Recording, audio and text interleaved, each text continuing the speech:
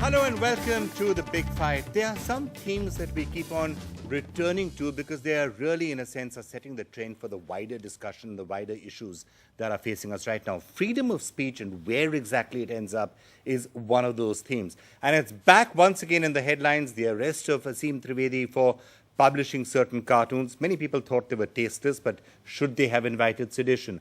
And then you have seen the brutal murder of the American ambassador to Libya, allegedly because a lot of people were upset with a certain film that had been made. What exactly was the connection? No one's quite sure. And then there are certain politicians who are making statements which people feel have gone too far, and there should be a crackdown on them. And the others, of course, who feel that the media itself in general needs to be quietened. So where do we stand with all of this? That's what we're going to take a look at, and we again have a really fantastic panel. Let me start off by welcoming on the program, and it's a pleasure to have you with us, Justice M. Kachu, who's the chairman of the Press Council of India. Justice Kachu, it's a pleasure that you could join us in the Big Fight. Thank you so much. We're also being joined by Sudhir Dhar, one of India's best-known cartoonists. It's a pleasure and honor, Mr. Dhar, to have you with us on the Big Fight. Here with us in the studio, Rahul Narvikar, an old friend of ours with whom we have discussed and debated and fought over the freedom of speech in the past. So it's great to have you again with us, as indeed it's great to have back with us Prahlad Kakkar. Thanks for being with us. We also have with us Akhilesh Chaubey, who's Vice President of the Legal Cell at the MNS. And certain comments recently made by Raj Thackeray have really put this entire issue into sharp focus. Ashish Nandi, one of the country's best-known sociologists, it's a pleasure to have you with us. Shahid Siddiqui, editor of Nai Dunya, straddles both politics and journalism. So should you or should you not be censoring comments made by Narendra Modi, for example, is one of the things that I'm going to be asking you. And Vishwajyoti Ghosh, a well-known cartoonist, great to have you also with us. Justice Kachu, why don't I kick off with you? The entire question of freedom of speech continues to hold center stage.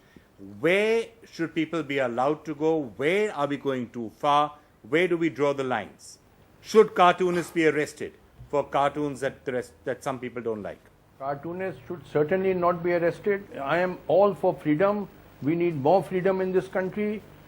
Freedom is essential for progress.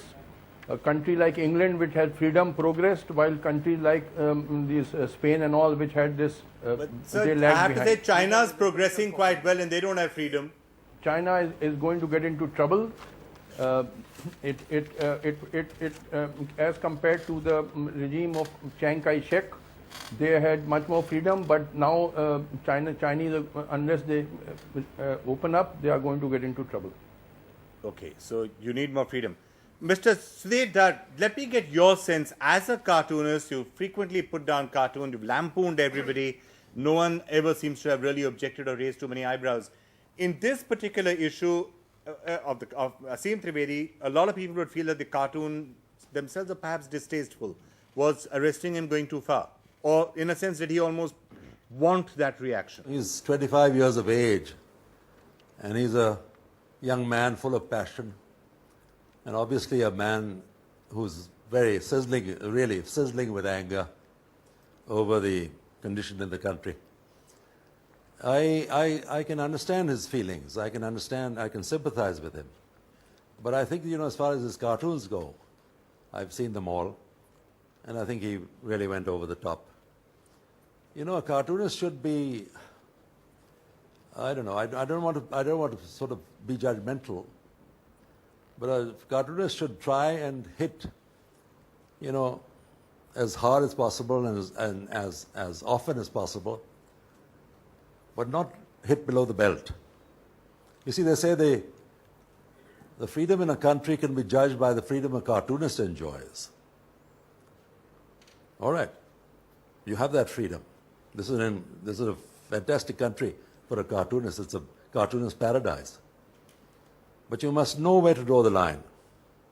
There's a thin line that separates criticism from cynicism. You must be a critic, not a cynic. If you're a cynic and you're reflecting it in your work again and again and again, you'll just burn yourself out. Let me ask another young cartoonist, Vishwajyoti Ghosh. Did he go too far? Do you think what Sudhir Dhar is saying, cartoonists should know where to draw the line.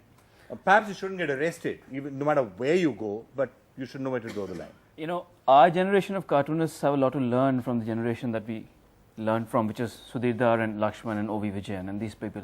Because they actually created a whole body of work while the emergency was on. And even while the censorship was on, there was actually a robust body of work that was published and thrived in the political domain and in the public domain. Much more than it is now. So, you know, even there was censorship, the fact remains there was no self-censorship because there was a certain engagement with the political cartoon. What has happened is the shrinking space of the political cartoon has led to a lot of disengagement. That is why the sense of tolerance and sense of humor is also shrinking in our space. That is why arrests happen and PILs are formed and then sentiments are hurt. I mean, now sentiments get hurt far more frequently than cartoons get published. So, you know, People are becoming too sensitive. People are too sensitive.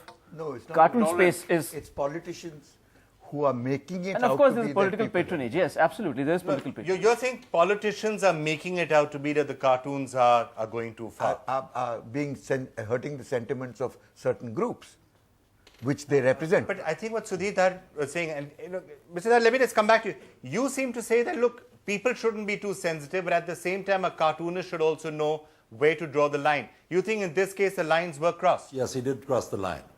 In Yeah, what way? He did In what- cross the line. The other thing I want to say, Vikram, you see, the other day he was on another channel, this young man, Asim Trivedi, and he made a mention of the fact that he said, look at the freedom in the West and so on and so forth. And he referred to a cartoon drawn by an American cartoonist showing the White House as a toilet. I mean, he's shown Parliament as a toilet. So what is he doing? He's plagiarizing. He's using the same symbol, and he's converting it onto an Indian scene. Now that's not done. You have to be original for one thing. You have to be original. Okay. You're going to be drawing cartoons day after day, day after day, day after day. If you begin to steal ideas from here and there, I'm talking about one cartoon. Maybe the others were his own. But this you one have was certainly stolen. another one of his cartoons at Kasab actually urinating on the Constitution of India and things like that. But, you know, Justice Kachu, let me just ask you this question. You said that whoever arrested him should have been arrested themselves. Do you think there's, in this case, a certain pushing of the boundary too far? There's also some controversy as to what exactly happened when he was arrested, and did he almost push for it and not ask for bail? Do you think at the end of the day, whatever he wants to publish, it's his right as a cartoonist? There is no pushing of the boundary. I think Mr. Sudhir Dhar is talking nonsense. In a democracy, people have a right to say this. What he was expressing in his cartoon that Parliament is a commode, etc., that is his opinion that politicians in this country are corrupt. They don't care for the welfare of the people, and there are a large section of the people who have that opinion. What is wrong in that? See, as long as he does not violate Section 124A or that National Insult to Act, which has not been, I will demonstrate he has not violated it. He has a right to say, in a democracy, people have a right to criticize the government and very, very strongly criticize the government. That is what he has done, that politicians are corrupt. Absolutely. Now, it's not a sedition because, as held by the Supreme Court in Kedarnath Singh versus State of Bihar, 1962, that it will be sedition if there is incitement to imminent violence. Supposing someone says that let us bomb the parliament or shoot all the politicians, that will be sedition. Okay. But if you say that politicians are corrupt, this is not sedition. India's #1 news app. Just got even better. Download NDTV's new app. Fully optimized for retina display. Full screen view. Faster response time. And Sudoku. NDTV's new iPad app. Download now.